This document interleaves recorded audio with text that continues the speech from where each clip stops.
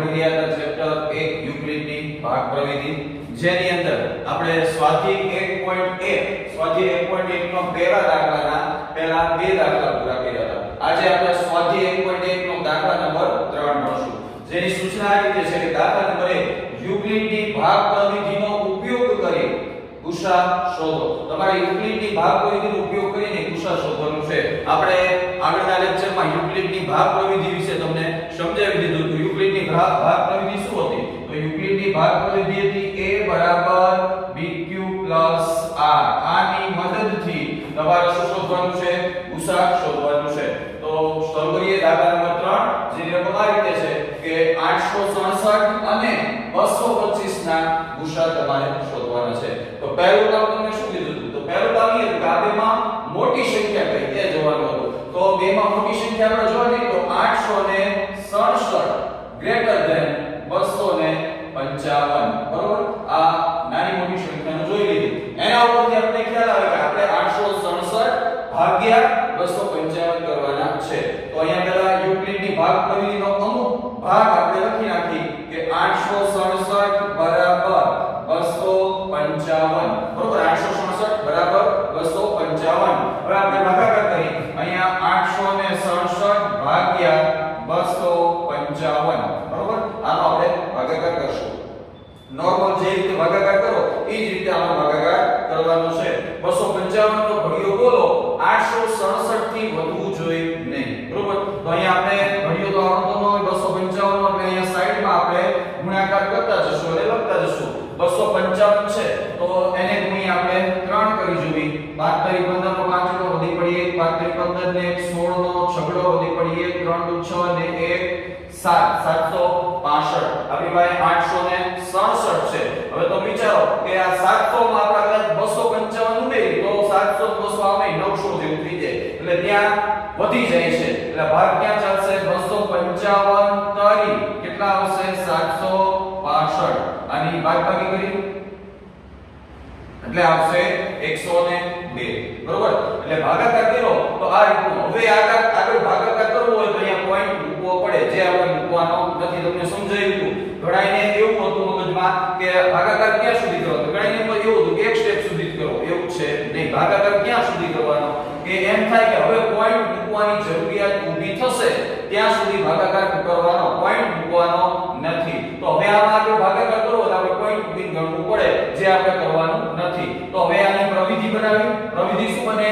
a બરાબર, તો આ 867 ને a કહેવાય. એટલે પ્રવિધિ શું બનશે? 867 બરાબર b ગુણ્યા q. b ગુણ્યા q એટલે 255 ગુણ્યા 3. એટલે અહીંયા 867 બરાબર 255 ગુણ્યા 3 અને પ્લસ શું હતું? r હતું. r એટલે શેષ. એટલે પ્લસ આપણી શેષ કેટલી આવી? 102. એટલે પ્લસ 102. આ આપણી યુક્લિડની પ્રવિધિ આપણે બનાવી નાખી. એ પ્રવિધિ આપણે અહીંયા લખશું. 867 બરાબર 255. આટલું તો આપણે લખેલું જ છે.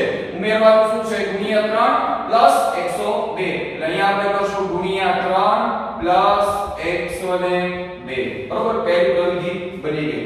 આગળ વધી ત્યાર પછી તમને એવું કીધું હતું કે આપણી પ્રવિધિ મુજબ a બરાબર b ગુણ્યા q પ્લસ r. આ રીતનું છે, બરોબર? પ્રવિધિ બનાવ્યા પછી શું ધ્યાનમાં રાખવાનું? તો પછી તમારે સ્થાનની અદલા બદલી કરવાની છે. જે b ના સ્થાને છે તેને a ના સ્થાને લખવાનું છે અને જે r ના સ્થાને છે એને b ના સ્થાને લખવાનું છે. એટલે કઈ રીતે થશે? તો અહીંયા આવશે 255 બરાબર અહીંયા શું આવશે? 102 આવશે, બરોબર? એટલે આ રીતે સ્થાનની તમારે અદલા બદલી કરવાની છે. અને સ્થાનની અદલા બદલી થઈ જાય પછી શું કરવાનું? તો પાછો ફરીથી ભાગાકાર. તો 255 102 ના ભાગ ચલાવશું. તો અહીંયા 255 ભાગ્યા આપણે કરશું 102, બરોબર? 102 એવો આંકડો છે જેનો તમને અમુક સુધી તો આવડે. 102 102 102 2 204 102 તરી 306. તો 306 વધી જાય છે એટલે 102 2 204 આપણે ભાગ ચલાવશું, બરોબર? ભાગ ચલાવી તો કઈ રીતે થશે? 51 વધશે. પ્રવિધિ શું બનશે? a બરાબર એટલે આપણે શું કરશું? 255 બરાબર b ગુણ્યા q એટલે 102 ગુણ્યા 2 એટલે અહીંયા 102 ગુણ્યા 2 અને પ્લસ r એટલે આપણે r એટલે શેષ 51 છે એટલે પ્લસ 51 આ પ્રવિધિ બની ગઈ જે આપણે અહીંયા લખતા જશું તો 255 બરાબર 102 તો લખેલું છે આપણે આટલું ઉમેરવાનું છે કે ગુણ્યા 2 પ્લસ 51 ઉપર જે રીતે કર્યું તે જ રીતે દર વખતે આ રીતમાં કંઈ જ નથી તમારે માત્ર શું કરવાનું છે પ્રવિધિ બનાવો પછી સ્થાન બદલો b ને a ના સ્થાને r ને b ના સ્થાને પાછું જે પ્રવિધિ બનાવો પાછા સ્થાન બદલો આ જ રીતે આખા દાખલામાં ગણતરી કરવાની છે તો હવે આ 102 અહીંયા આવી જશે બરાબર આ 51 અહીંયા આવી જશે બરોબર મેં તમને કીધું હતું સ્લાઇડિંગમાં કે જરૂરી નથી દર વખતે ભાગાકાર કરવો જ જોઈએ અમુકવાર બહુ નાના આંકડા આવી જાય તમને ડાયરેક્ટ આવડતું હોય તો ડાયરેક્ટ પણ તમે કરી શકો બરોબર જેમ કે અહીંયા આપણને ડાયરેક્ટ આવી શકે કે 51 આપણે શું કરવાનું થશે અહીંયા એકવાર જોઈ લઈએ કે 102 ભાગ્યા 51 બરોબર તો ભાગાકાર કરી 51 51 દુ 102 એટલે અહીંયા 51 દુ 102 શેષ કેટલી વધશે 0 તો આ ગણતરી આપણે મોઢે પર કરી શકીએ કે 51 દુ 102 ખેંચાય છે એટલે શેષ કેટલી વધશે 0 વધશે એટલે પ્લસ 0 બરોબર આપણે એવું કીધું હતું કે આ રીતે ક્યાં સુધી કરવાનું ભાગાકાર કરો પ્રવિધિ બનાવો સ્થાન બદલો ભાગાકાર કરો પ્રવિધિ બનાવો સ્થાન બદલો આવું ક્યાં સુધી કરવાનું તો જ્યાં સુધી શેષ 0 ન આવે ત્યાં સુધી તો અહીંયા આપણે જોયું કે શેષ 0 આવી ગઈ એટલે હવે આપણને ગુસા મળી જશે તો અહીંયા આપણે લખતા જઈએ કે ગુસા કોનો ગુસા છે તો 867 અને 255 બરાબર આ બેનો ગુસા કેટલો થશે તો આપણે બે જગ્યાએ જોવા દીધું 0 ની ઉપર જે હોય તે આપણો ગુસા હોય અને કદાચ એવું બને કે પહેલાની સ્ટેપમાં 0 આવી જાય તો એની ઉપર તો કંઈ હોય નહીં તો ત્યારે ક્યાં જોવાનું તો આ 51 ને આપણે અહીં લઈ ગયા હોય એટલે કદાચ એવું બને પહેલાની સ્ટેપમાં 0 આવી જાય તો આ જે b ના સ્થાને છે એ આપણો ગુસા કહેવાય એટલે અહીંયા આપણો ગુસા આવશે 51 એનો મતલબ 867 અને 255 નો ગુસા 51 છે બરોબર આ તો સ્વાધ્યાય નો 1.1 નો પહેલાનો ત્રીજો દાખલો બરોબર હવે આપણે નેક્સ્ટ દાખલો જોશું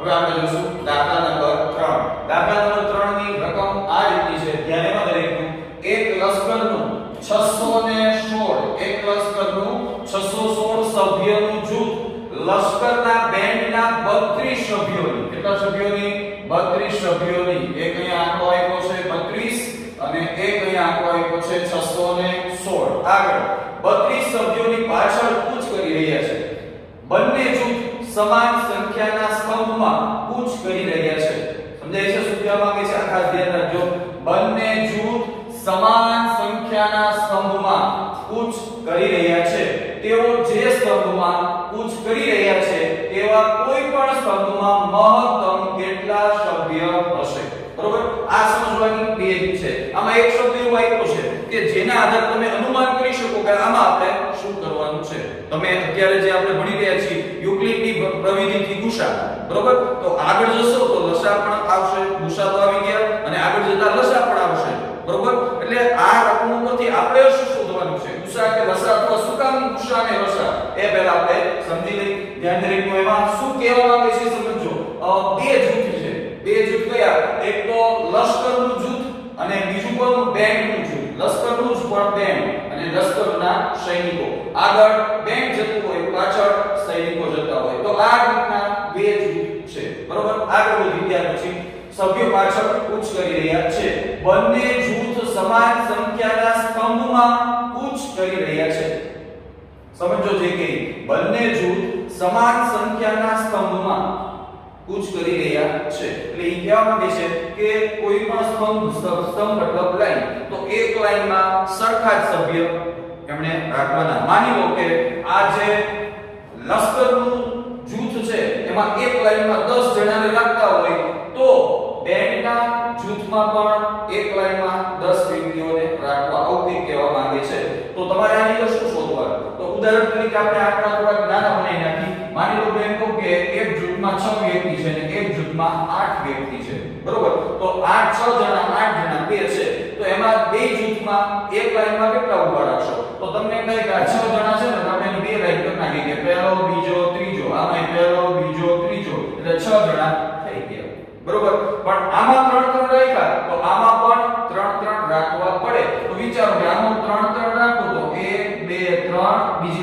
1 2 3 6 થયા, પછી 7 અને 8, તો એમાં બે જ વ્યક્તિ આવે, ત્રીજું વ્યક્તિ આવી શકે એટલે કારણ કે 8 જ જણા છે, તો આપણે 3 3 ની લાઈન બનાવી શકી નહીં, બરોબર? તો કઈ રીતે કયો આંકડો લેશું કે જે બેયમાં અનુકૂળ આવે? આમાં 3 3 લીધા, આમાં થઈ ગયું પણ આમાં ન થયું, તો એવું કેટલું લેશું? તો તમારે એના માટે શું વિચારવું પડે? તમારે એના માટે એ વિચારવું પડે કે એવો કયો ઘડિયો છે, એવો કયો ઘડિયો છે જેમાં 6 પણ આવે છે અને 8 પણ આવે છે?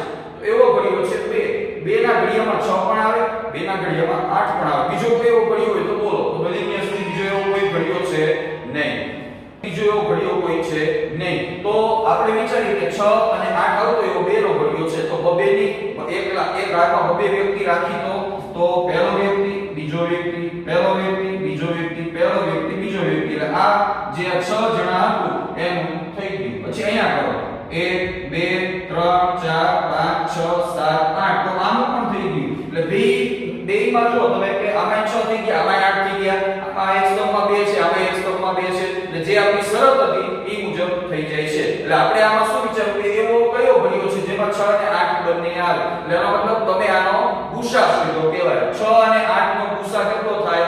2 થાય, એટલે ઈ આપણે એનો ગુસા શોધો કહેવાય, બરોબર? તો આમાં આપણે એ જ કરવાનું છે.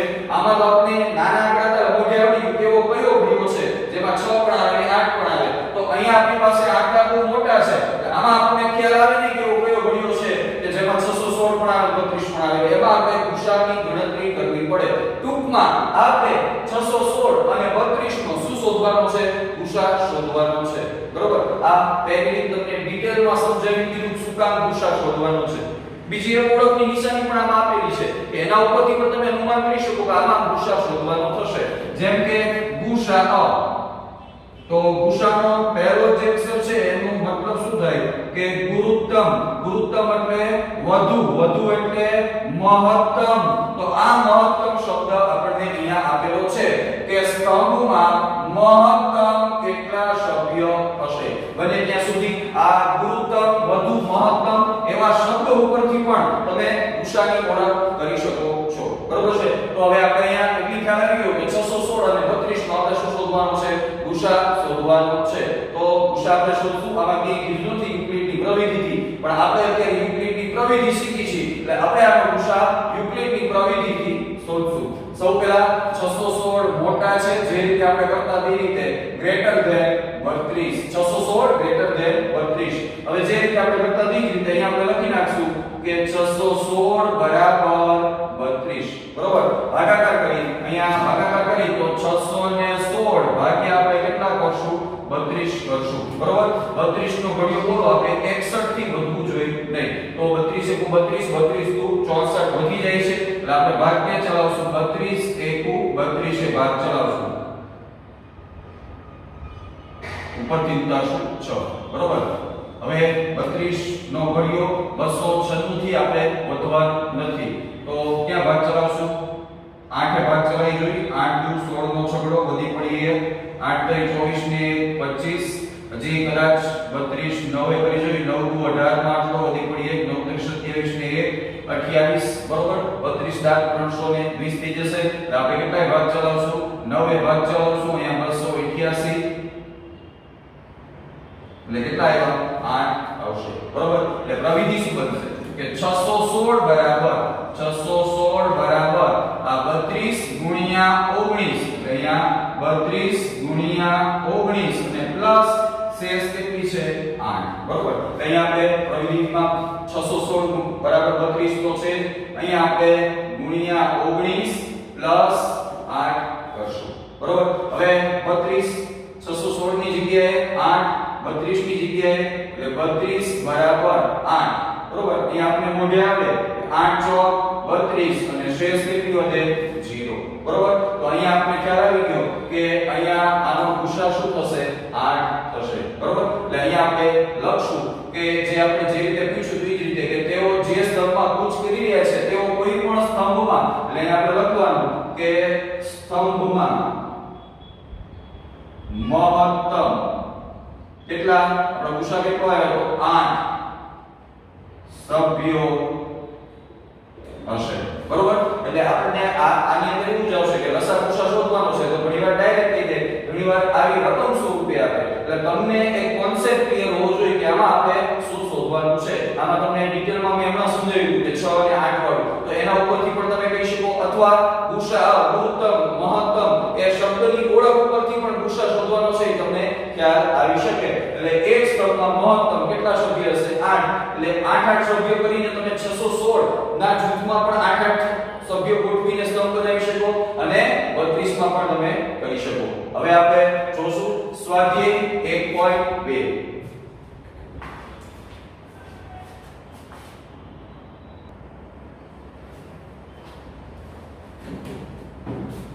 સ્વાધ્યાય 1.2 એની રકમ આપેલી છે દાખલા નંબર 1 નીચેની દરેક સંખ્યાને અવિભાજ્ય અવયવના ગુણાકાર સ્વરૂપે દર્શાવો એટલે આપણે એવું કીધું છે કે તમને જે રકમ આપી છે 140 આપ્યા છે 156 આપ્યા છે એને અવિભાજ્ય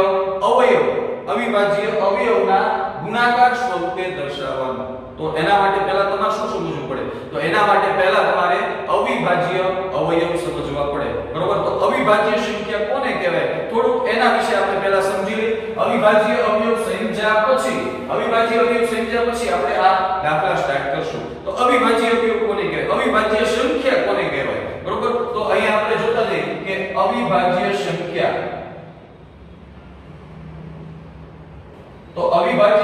કોના ઉપર આધાર થાય તો અવિભાજ્ય સંખ્યાની વ્યાખ્યા એ લીધી છે કે એવી સંખ્યા કે જેને માત્ર ને માત્ર બે જ અવયવ હોય એવી સંખ્યા જેને માત્ર બે અવયવ હોય અહીંયા આપણે લખી નાખીએ કે અવિભાજ્ય સંખ્યાના અવયવ કેટલા હોય બે અવયવ હોય જેને માત્ર બે જ અવયવ હોય ને એને અવિભાજ્ય સંખ્યા કહેવાય અને બે અવયવ એ કયા તો એ બે અવયવમાં ફિક્સ જ છે કે એક અવયવ બે અવયવમાં એક અવયવ એકડો હોય અને બીજો અવયવ પોતે તે સંખ્યા હોય બરોબર બે અવયવ એ ફિક્સ છે કે બે અવયવમાં એક એકડો હોય એકની સંખ્યા પોતે હોય તો આવી સંખ્યાઓને શું કહેવાય અવિભાજ્ય સંખ્યા કહેવાય ફરી એકવાર સમજો કોને અવિભાજ્ય સંખ્યા કહેવાય મોસ્ટ ઓફ આપણા મનમાં શું હોય જેના ભાગ ન પડે એને અવિભાજ્ય સંખ્યા કહેવાય સાચું છે બરોબર પણ જેના વ્યાખ્યાની રીતે જોઈએ તો જેને માત્ર બે જ અવયવ હોય એને અવિભાજ્ય સંખ્યા કહેવાય અને બે અવયવ કયા તો એકની સંખ્યા પોતે અને એક બીજું એની હારે પણ હોય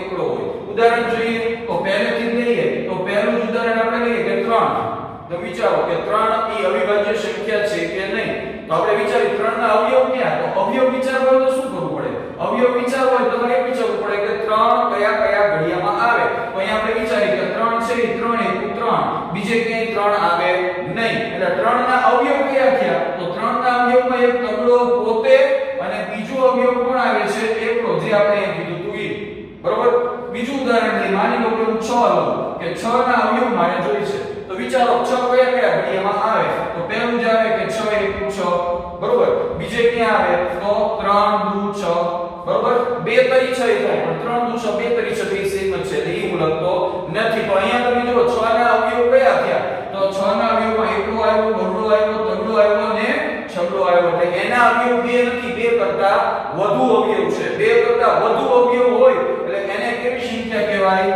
તો એને વિભાજ્ય સંખ્યા કહેવાય બરોબર ફરીથી સમજો કે સંખ્યાઓને આપણે અહીંયા આમ જોવાથી આપણે એમ લાગે બે જ ભાગ પણ ખરેખર બે ની ત્રણ ભાગમાં વહેંચેલા છે અવિભાજ્ય સંખ્યા વિભાજ્ય સંખ્યા અને વિશિષ્ટ સંખ્યા બરોબર અવિભાજ્ય વિભાજ્ય અને વિશિષ્ટ સંખ્યા દરેકનું જોઈ લઈએ કોને અવિભાજ્ય અહીંયા આપણે આ રીતે લખશું કે અવિભાજ્ય બરોબર ત્યાર પછી આ લખશું વિશિષ્ટ અને અહીંયા વિભાજ્ય બરોબર અવયવની રીતે તો બે અવયવ બે થી ઓછા અવયવ એટલે કે બે થી ઓછા એટલે કેટલા થાય એક અવયવ અને બે થી વધુ અવયવ બરોબર આ એક ખાસ સમજ રાખજો અવિભાજ્ય સંખ્યા વિશિષ્ટ અને વિભાજ્ય અવિભાજ્ય સંખ્યા કોને કહેવાય જેને માત્ર બે જ અવયવ હોય એક ઈ પોતે અને એક એકડો તો એને અવિભાજ્ય સંખ્યા કહેવાય જેને બે કરતા ઓછા અવયવ હોય એને આપણે વિશિષ્ટ સંખ્યા કહેશું અને જેને બે કરતા વધુ અવયવ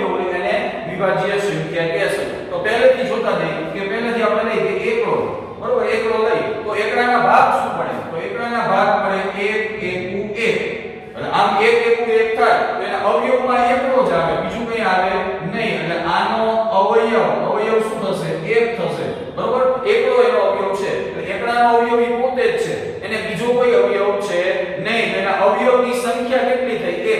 એક અવયવ છે, એટલા માટે એકડાને આપણે કેવી સંખ્યા કહેશું? વિશિષ્ટ સંખ્યા કહેશું. આ ધ્યાન રાખજો. એકડો અવિભાજ્યમાં નો આવે અને એકડો વિભાજ્યમાં નો આવે. એકડો કેવી સંખ્યા છે? વિશિષ્ટ સંખ્યા છે. બરોબર. ત્યાર પછી આપણે લઈ બગડો. આમાં ઘણા બધાને ભૂલ થાય છે. બગડો એટલે બેકી સંખ્યા લેમ થાય. બેકી સંખ્યા હોય એટલે શેમાં આવે? વિભાજ્યમાં જ આવે. એવું આપણા મગજમાં હોય છે. પણ જોઈએ નહીં. બગડાના ભાગ શું પાડશો? બગડાના ભાગ પડે 2 એકુ 2. બગડાના બીજા કોઈ ભાગ પડે નહીં. મતલબ એના અવયવ કેટલા થયા? 2 અવયવ થયા. બરોબર. અવયવની સંખ્યા કેટલી થઈ? 2 અવયવ થયા. બરોબર. 2 અવયવ થયા એટલે આપણે આને શેમાં નાખશું? 2 અવયવ હોય ને શેમાં નખાય? અવિભાજ્ય સંખ્યા કહેવાય. બરોબર. ત્યાર પછી આપણે એક ઉદાહરણ 6 લીધું. 6 ના ભાગ શું પડ્યા હતા? 3 * 6 6 * 6 એટલે એને કેટલા અવયવ છે? 4 અવયવ છે. એટલે 2 થી વધુ અવયવ, એટલે એને આપણે શેમાં નાખશું? 2 થી વધુ અવયવ હોય તો વિભાજ્ય સંખ્યા ગણશું. બરોબર. આ તમારા મગજમાં કોન્સેપ્ટ ક્લિયર હોય તો તમારે વાંધો આવે નહીં. ફરી એક વખત અવિભાજ્ય કોને કહેવાય? તો જેને માત્ર 2 જ અવયવ હોય. વિભાજ્ય કોને કહેવાય? જેને 2 કરતા વધુ અવયવ હોય. અને વિશિષ્ટ એટલે જેને 2 કરતા ઓછા એક જ અવયવ હોય તો એ એક જ સંખ્યા છે. આ વિશિષ્ટમાં એક જ આવે છે. એકડો એક જ એવી સંખ્યા છે કે જેને એક જ અવયવ છે. બાકી બધાને 2 અવયવ હોય અથવા 2 થી વધુ અવયવ હોય. બરોબર. તો હવે આપણે શરૂ કરશું. શરૂ કરતા પહેલા અહીંયા હું તમને એક લિસ્ટ બનાવીને આપું છું કે જેથી કરી તમારે દર વખતે બહુ ગણતરી કરવી પડે નહીં. તો અહીંયા આપણે એક કોષ્ટક જેવું બનાવશું કે અવિભાજ્ય સંખ્યા. બરોબર. આ અવિભાજ્ય સંખ્યાની અંદર પાછા આપણે અહીંયા નીચે 2 પ્રકાર પાડશું. બરોબર. અહીંયા આપણે લખશું બેકી સંખ્યા અને અહીંયા આપણે લખશું એકી સંખ્યા. બરોબર. આગળ વધી અવિભાજ્ય સંખ્યા લખવાની છે.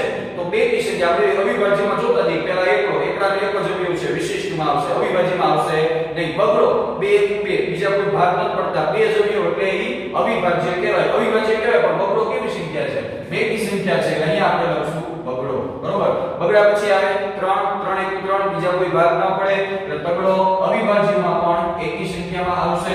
ત્યાર પછી તગડા પછી ચોગડો. ચોગડાના 4 એકુ 4 અને 2 એકુ 4. બરોબર. 4 તમારે એટલું જ વિચારવાનું કે 4 એકુ 4 સિવાય કોઈ ભાગ પડતા હોય તો વિભાજ્યમાં, અને એકુ વાળા જ ભાગ પડતા હોય તો અવિભાજ્યમાં. તો ચોગડાના 2 એકુ 4 ભાગ પડે છે. 4 એકુ 4 તો પડે જ છે. 2 એકુ 4 પડે છે એટલે અવિભાજ્યમાં આવશે નહીં. 5 એકુ 5 એક જ ભાગ પડે એટલે 5 નો અહીંયા આવશે. બરોબર. ત્યાર પછી 5 પછી શું આવે? 6 ના 3 એકુ 6 ભાગ પડે છે એટલે અવિભાજ્યમાં નહીં આવે. અહીંયા ધ્યાન રાખજો. આ કોષ્ટકમાં માત્ર આપણે અવિભાજ્ય લખવાના છે, વિભાજ્ય લખવાના નથી. 6 પછી શું આવે?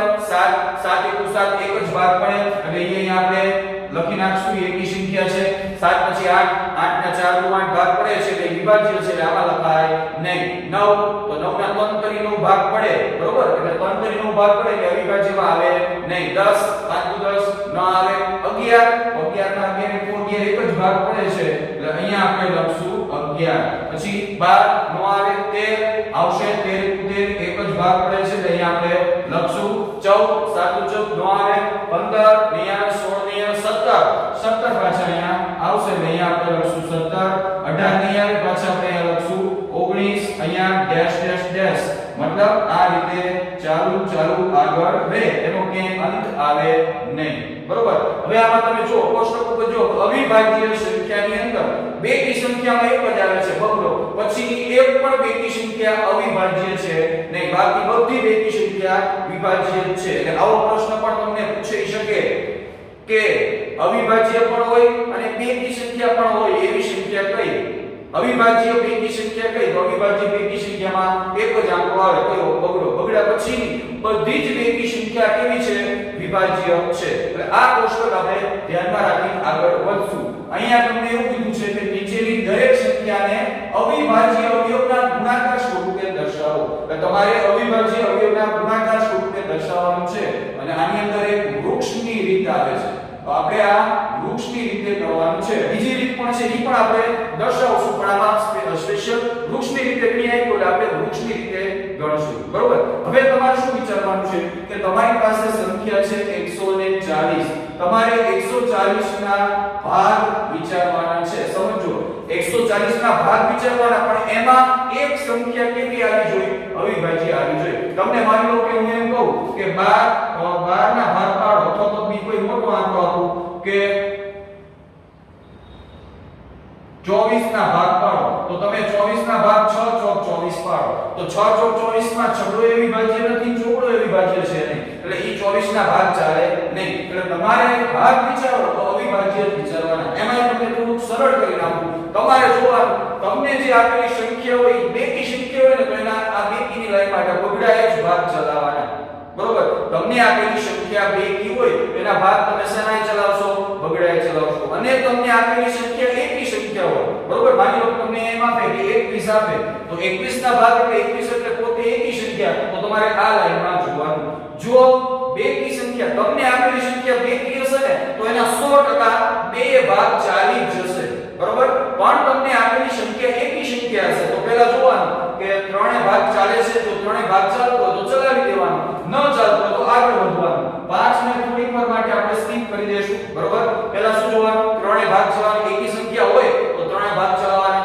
ત્રણે ભાગ ન ચાલે તો 7 એ ચલાવવાના 7 એ ન ચાલે તો 11 એ ચલાવવાના 11 એ ન ચાલે તો 13 એ ચલાવવાના 13 એ ન ચાલે તો 17 આ રીતે ક્રમશઃ આગળ વધવાનું તો તમારે ક્યાંક ને ક્યાંક ભાગ ચાલી જશે એમ નથી વિચારવાનું 140 પર કયા ભાગ પડશે એમ વિચારવાનું નથી આ કોષ્ટકને જોઈને વિચારશો તો બહુ જ સહેલું પડશે માત્ર એટલું વિચારો કે 140 છે બેકી સંખ્યા છે એટલે આપણે બે ભાગ ચલાવી દઈશું પૂરી થઈ ગઈ વાત હવે આમાં એક નંબર પાંચડો સ્કીપ કર્યો તો પાંચડાને આપણે કાઢી નાખ્યો બેકી સંખ્યા છે છતાં તો પાંચડાને ક્યારે ભાગ ચલાવવાના તો તમને જે આપેલી સંખ્યામાં પાછળ બિંદુ આવતું હોય તમને આપેલી સંખ્યામાં પાછળ 0 આવતો હોય અથવા 5 આવતો હોય ને તો જ પાંચે ભાગ ચલાવવાના નકર ચલાવવાના નહીં એમાંય પાછળ 0 આવતો તો આપણે બે ઓપ્શન પડે પાછળ 0 આવતો તો આપણે પાંચે પણ ભાગ ચલાવી શકીએ અને બે પણ ભાગ ચલાવી શકીએ તમારી અનુકૂળતા ઉપર તમે કદાચ કોઈ એક વ્યક્તિ પાછળ 0 આવે છે આ જ દાખલો લ્યો 140 પાછળ બિંદુ આવે છે કોઈ 5 લઈને દાખલો પડે કોઈ સાચું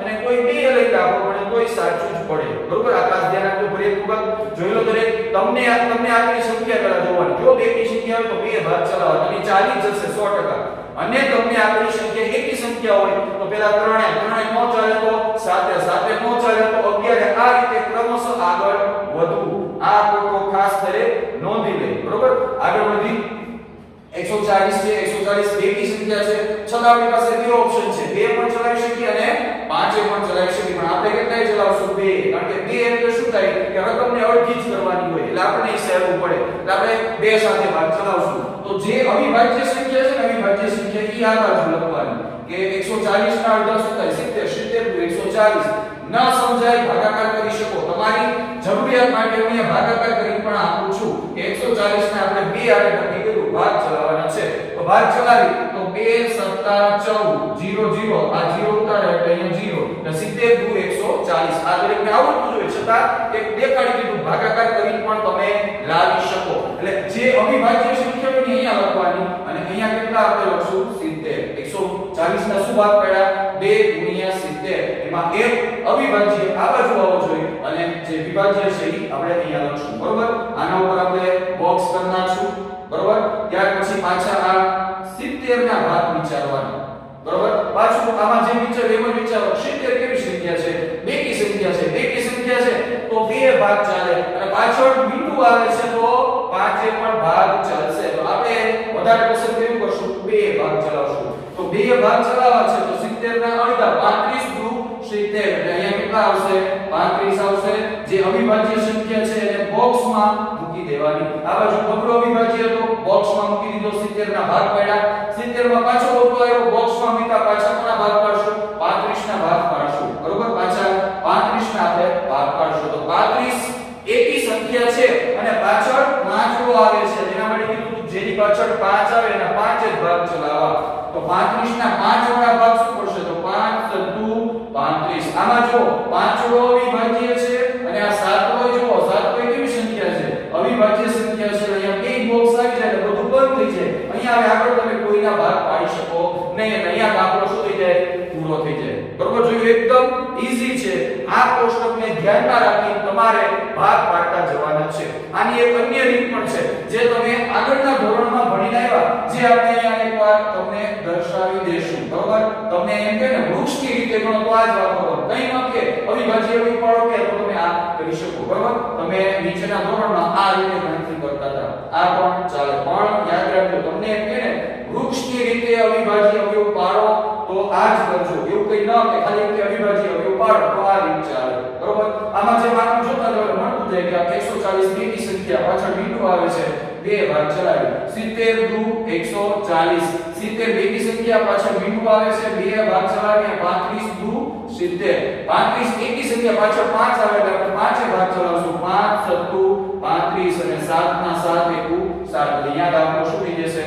પૂરો થઈ જશે. બરોબર? આ બે માંથી બે લખ્યા તો બે રીત ગણવાની છે. બરોબર? હવે આપણે અવિભાજ્ય અવયવ દર્શાવવા પડે એટલે આપણે અહીંયા લખશું કે 140 બરાબર આ બધા બોક્સ લખી નાખો એટલે આવી જાય, અથવા આમાં આ લાઈન લખી નાખો એટલે આવી જાય. બોક્સ લખતા જઈએ 2 * 2 * 5 * 7. આ 140 ના અવિભાજ્ય અવયવ આપણે લખ્યા. બરોબર? એકદમ ઈઝી રીત છે.